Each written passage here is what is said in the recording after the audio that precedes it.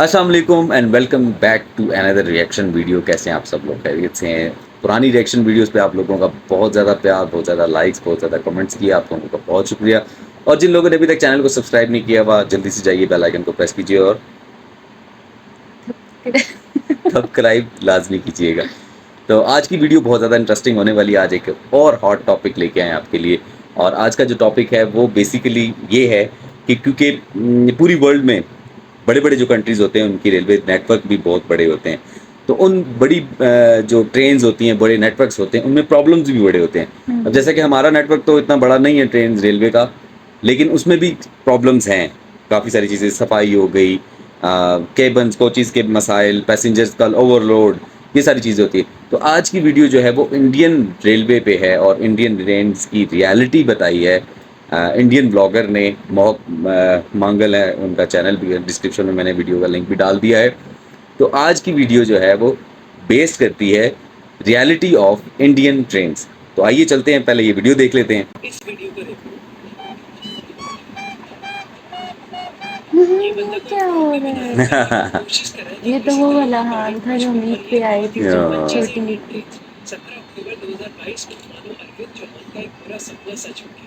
Times of India में एक writer और पढ़ रहे थे कई बार इंडियन ट्रेन्स कितनी बदबूदार, ओवरक्राउडेड और स्लो होती है। तो उन्होंने कहा कि वो खुद क्यों ना एक्सपीरियंस करें एक जनरल। इन्होंने खुद एक्सपीरियंस किया है ना, Indian economy class, Lucknow to वहाँ। कभी ट्रेन जर्नी में उल्टी नहीं आई, पर ये भी इस जर्नी में चेंज हो गया। ओह, ये तो वही इकोनॉमी क्लास वाला हाल है। नहीं, हमारे की बिल्कुल ये हालत नहीं है। इन टॉयलेट्स देखो कितने गंदे हैं।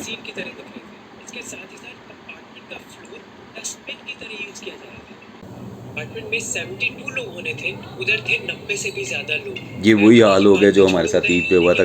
बट ये हाल नहीं था यार हमारी ट्रेन का। ये हाल इतना भी बुरा नहीं था। किसी भी ट्रेन जर्नी का। और अरविंद अकेले नहीं है, हर दिन 2.5 करोड़ से ज्यादा लोग इंडियन ट्रेन को यूज करते हैं। इस वजह से उनको हमारे देश की लाइफलाइन कहा जाता है। पर सालों से ट्रेन की कदर नहीं हो रही है, जिसकी वजह से एक ट्रेन बदबूदार, ओवरक्राउडेड और स्लो हो गई है। पर इन तीनों प्रॉब्लम्स के पीछे कारण क्या है, इसी के बारे में मैं आपको बताना चाहता हूँ इस वीडियो में।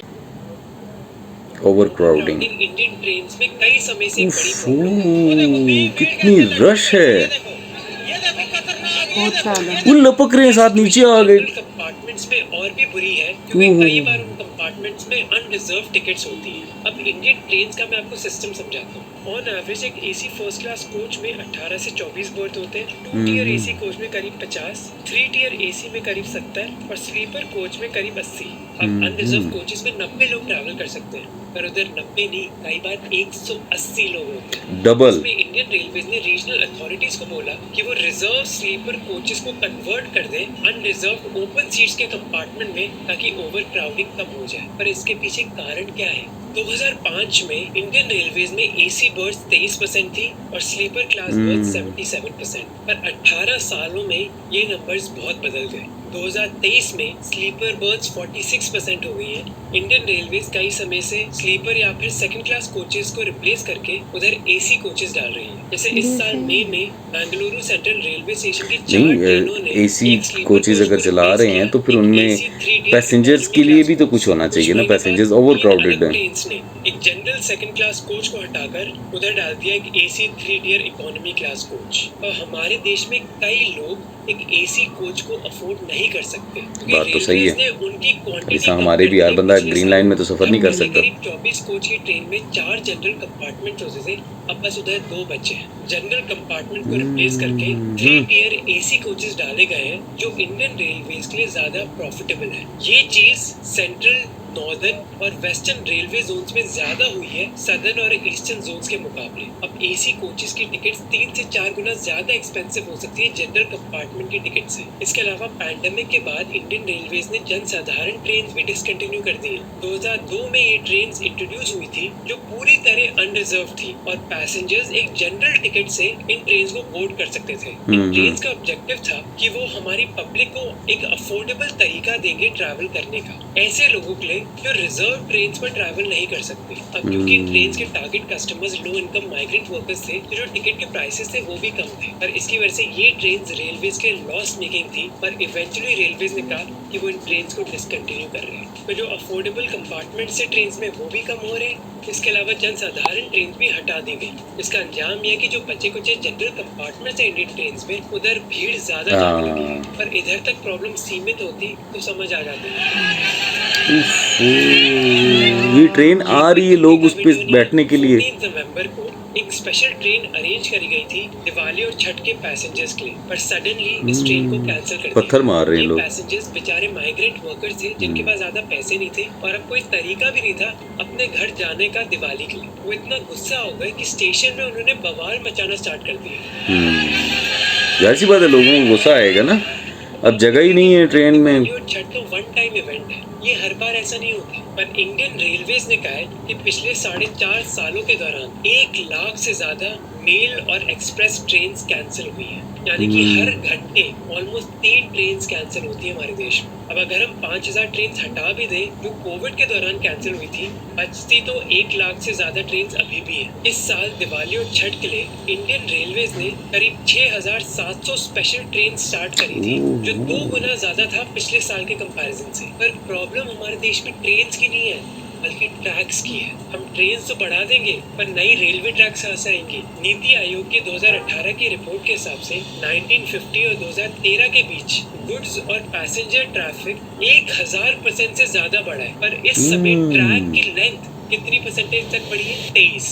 वैसे ही हमारी रेलवे ट्रैक्स पर हैवी ट्रैफिक है। इस वजह से जब स्पेशल ट्रेन भी ऐड होती हैं, उस ट्रैफिक को और बढ़ा देती है, जिसकी वजह से कई ट्रेन डिले हो जाती है और कई के एक्सीडेंट्स हो इसके अलावा कई पैसेंजर और गुड्स ट्रेन का जो रूट है वो सब सेम है। पिछले साल कोल शॉर्टेज की वजह से इंडियन रेलवेज उन ट्रेन को प्रायोरिटाइज कर रही थी जो अपने साथ कोल को लेकर जा रही थी। इसकी वजह से कई पैसेंजर ट्रेन कैंसिल हो गई। तो जब तक रेलवे ट्रैक्स की सप्लाई नहीं बढ़ेगी, डिलेज और कैंसिलेशन का कारनामा चलता रहेगा। दूसरी बड़ी प्रॉब्लम है इंडियन ट्रेन की बुरी हालत, कई बार बदबूदार और कचरे से भरी हुई होती है। 2017 की रिसर्च ने दिखाया कि सदर्न इंडियन रेलवेज में टॉयलेट्स की बुरी कंडीशन टॉप 2 प्रॉब्लम्स में से एक थी उधर के पैसेंजर्स के लिए। पर ऐसी समस्याएं रेलवेज के लिए कोई नई बात भी नहीं है।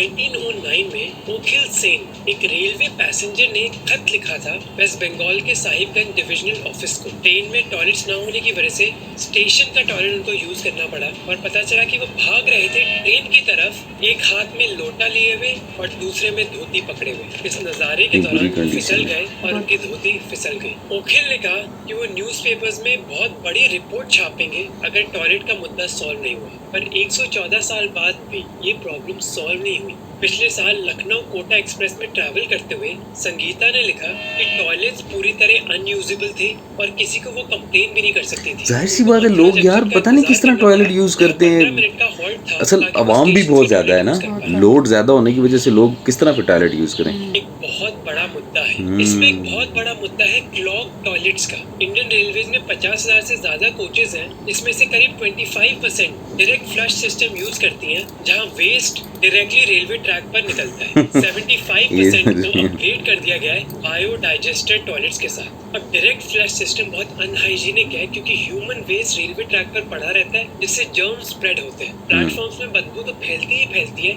इसके अलावा रेलवे ट्रैक्स की भी सिचुएशन खराब हो जाती है करोजन की वजह से। जबकि बायोडाइजेस्टर टॉयलेट्स में सीवेज टैंक्स होते हैं जहां बैक्टीरिया ह्यूमन वेस्ट को ब्रेक डाउन करता है मीथेन में कन्वर्ट करके। पर आईआईटी कानपुर की एक स्टडी ने दिखाया कि इन टैंक्स में बैक्टीरिया की भी एक लिमिट होती है और कुछ टाइम बाद वेस्ट बहुत भर जाता है इन टैंक्स में और कुछ टाइम बाद इन टैंक्स को खाली करने की जरूरत पड़ती है। National federation of Indian railways के जनरल सेक्रेटरी ने कहा कि ऐसे चीज को कंट्रोल करना बहुत मुश्किल है। सो फ्रेंड्स, वीडियो बहुत ज़्यादा लंबी हो जानी थी, यहाँ पे इस वीडियो को स्टॉप करते हैं। और देख लिया आपने रेलवे का हाल इंडियन, जहाँ पे इंडिया में बहुत अच्छी लग्जरी ट्रेन्स हैं, बहुत अच्छी एसी ट्रेन्स हैं, बहुत फास्टेस्ट ट्रेन्स भी हैं, तो वहीं पे उसके साथ साथ जो लोग इकॉनमी क्लास में सफ़र करने वाले हैं उनकी हालत तो बहुत ज़्यादा बुरी है, जो कि इस वीडियो में आप देख सकते हैं। और बाकायदा इंडिया के हमारी कम से कम इकॉनमी में ये हाल नहीं है। नहीं, हमारा भी शायद यही हाल होता, लेकिन हमारी इकॉनमी में लोग ज़्यादा लोग इतने ट्रैवल नहीं कर रहे ट्रेन में, कुछ बसेस में निकल जाते हैं, मतलब पॉपुलेशन इतनी ज़्यादा नहीं है ना।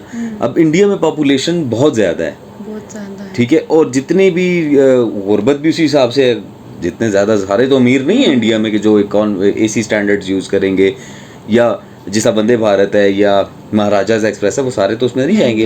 वो यही बात बता रहे हैं कि पॉपुलेशन जो स्टैंडर्ड्स में सफ़र नहीं कर सकती, वो इकॉनमी क्लास में जब आती है तो वो ओवर क्राउडेड है। हमने देखा है ट्रेन के साथ किस तरह लिपक रहे।